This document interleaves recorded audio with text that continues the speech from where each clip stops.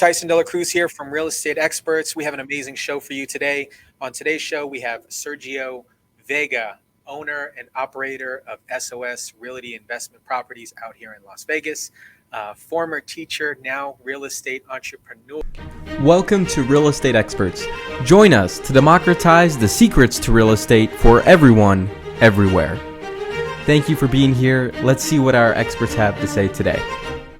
Sergio, welcome to the show, man. How are you doing today? Doing good, Tyson. Thank you for having me on. Appreciate you having me here. Happy to be on the Real Estate Experts show. Yeah, man, happy to be here. Thank you, man. Thank you. Would you mind providing the audience with a little bit of your background? Because you used to be a former teacher. Now you're doing some amazing things in regards of real estate. Right, yeah, I think people can really relate to my story. I started off as a middle school science teacher here at JD Smith in Las Vegas, and I taught about 4 years. And it was a cool experience. I mean, don't get me wrong, but yeah, I got the real estate bug for sure, and I always wanted to transition into it, and slowly and steadily, just one step at a time, learning here, learning there, taking a little bit of action here and there. Managed to, eventually quit my job and do it full time. And that's where we're at right now. Awesome, man. How long ago did you quit your job from teaching full time to being a real estate investor full time? Probably about 13 months ago. Holy smoke. So really soon, not too long ago. Pretty recent. Awesome, man. What have you found has been the biggest transition from leaving school and teaching from a quote unquote like a security based job, security based income, to being a real estate entrepreneur? The biggest transition is just like overcoming the fear. There's like a lot of fear of the unknown. Just like, oh my God, do I have enough money? Like, am I doing the right thing? Do I really want to, get stuck in this? And all these different questions like pop up in your head, and just overcoming like that initial fear of letting go. I remember every single year I tell the teachers, this year I'm quitting. This year I'm quitting. They like, it was like the fourth year. I'm like, this year I'm quitting. They're like, yeah, right. You say that every year. So, it was a constant struggle to quit my job. I tried so many times to let it go.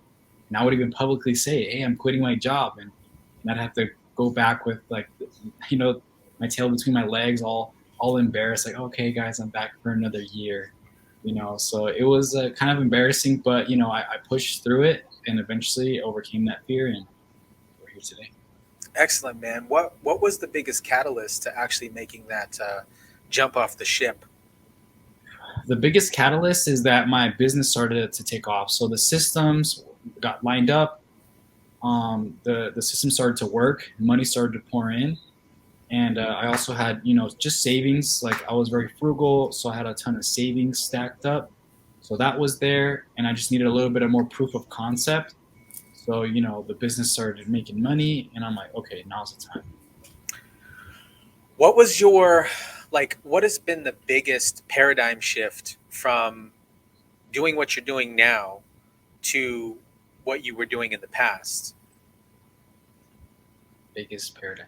I would say the biggest paradigm shift is having my parents on board. I think most people know that I work with my parents. They're employees of the company, and we have them on full salary. And I feel like a lot of people aim to hire their parents or work with them or with family members. And for me, it's been a great experience. Just going from being a teacher and them having their individual jobs to building a business together as a family. It's just been a really fun and a crazy experience. I feel like I'm living a dream. It feels pretty nice. So not only have you been able to leave your previous career, but you've been able to hire your family on salary. How rewarding on an energetic level has that been for you? It's motivated me so much. It was always my motivation. I just didn't think it would happen so quickly. I knew that I was planning on quitting my job, and I knew eventually I wanted to hire my parents. And I just didn't think it was going to happen so quickly. And And a lot of people say that they struggle working with family, but man, they're just so cool. It's been such a easy, smooth experience. They're older, so they've been struggling a little bit learning how to use a computer and learn different systems. But they're definitely go getters, and they have a positive attitude, and it's been really helpful. So yeah, man. Awesome. Yeah, I was going to ask you regarding positions and roles. So you have your mother and your father both um, involved in the business. So family is a huge support. What roles do you actually have them in? Um, yeah, what roles do you actually have them in? I mean, it's changed a little bit since we started. When we first started, I was actually having them work out in the field, fixing the houses and stuff like that. And it's transitioned little by little by little. And right now, they're actually in the office with me, and they're doing pretty much everything. I would say my mom, she's learned to be operations and had like control of the finances, and my dad is in charge of marketing and also project managing. So they're just like learning everything. I'm pretty much trying to replace every single job that I have and have them do it, and it's working. I would say Awesome. they've probably taken about 60 to 70% of my tasks at this time. Wow, that's amazing, man. How rewarding has that been? Like not only working with family, but being able to provide them with, an income. And then also the caveat to that is uh, the stress related to paying them. No, I mean, just working with them, man. I mean, we take one week off every quarter. We have like 4 weeks off a year. We take weekends off. We're off at 5. And a lot of stress has been removed from their life and from my life. They haven't always been financially secure, and that's like one of the main goals that I've always strived to kind of reach for them and my family as a whole. And this is just one step closer to that. Beautiful, man. Is there any message that you would provide somebody that has been thinking about leaving their potential job at the moment to pursue a career in real estate investing? Any advice to someone looking to quit their job? I would say if you're looking to quit your job, take action for sure. Number one, just continue to educate yourself and continue to constantly take action. Make sure that you're keeping track of your action, because a lot of people, they're maybe active but they're not productive. So they may be like spinning their wheels and not going anywhere. Maybe because they're spending a lot of time on Zillow or a lot of time, doing things that aren't putting money on the table. So definitely like educate yourself and try to take action and keep track of the action. So if you're working so many hours a week, keep a tally. I worked 1 hour today, 2 hours today. And I used to do that all the time. I always aimed as a teacher to work 10 hours minimum a week. So I would tally all my hours. And of course, it increased. I was working about 20 hours at some point on top of my full-time job. And sometimes even more than that. But I was always telling my hours, and that way I would know, I'm actually taking action towards this dream, and it's not just like something that I'm daydreaming about. I love that, man. I love that. And in regards of an individual that is looking to get into real estate investing or real estate full time, how can they do it if they don't have any money? So if you don't have any money, there are a lot of ways to get started. First off, there's YouTube. YouTube has a ton of information. There's websites like Bigger Pockets. That stuff can get you like a really strong base in real estate investing. But after that, there's only so much you can learn in real estate investing. After that, it's kind of just you have to take action. I feel like a lot of people kind of get stuck in that situation. Like I learned how to run numbers. I learned the process. I know how to do it. I just can't do it. I feel like a lot of people just get stuck in that boat. And I would say if you're in that boat, I would say go intern for an experienced investor. Right now I have 5 interns that work for me, um, and they're great. They work for free, and they get free coaching basically. And one of them just got a deal. He made a $35,000. He was with me for 4 months, and he was just helping me any way possible. And so if you and they only work for me about 1 hour a day, so it's Wow. not a huge time commitment for them or for me. But they get a lot of value. I get a lot of value, and it's free. I mean, I'm not charging them; they're not charging me. So that if you're kind of in the boat where you have learned everything and you're kind of like in analysis paralysis, you can't get over that hump into action mode. I would say joining an investor as an intern is a great move. Wow. So you would say the return on energy would be to, find a mentor or an individual where you would strive to be at, work under them, um, maybe possibly just in regards of sweat equity or maybe for free, you know, and, they'll be able to provide you with the knowledge to move forward maybe in your own company, right? Right. Awesome. Awesome, man. So in regards of your existing company now, where do you kind of see the growth for you and your family in your business? So for the growth in the business, I definitely see my parents taking over the fix and flip company. Um, I had in my mind to have them on a 9 month training program, and we're about 7 weeks in, and we're right on track. I'm pretty sure in about 6, 7 more months from now, they're going to be running the company full time without me. And from there, I plan on going into a different sector, like a horizontal move in real estate investing.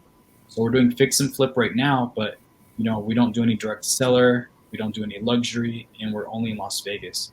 So I was thinking maybe one of those things could change. We could possibly go to a different market, maybe tackle some luxury, or maybe go direct to seller.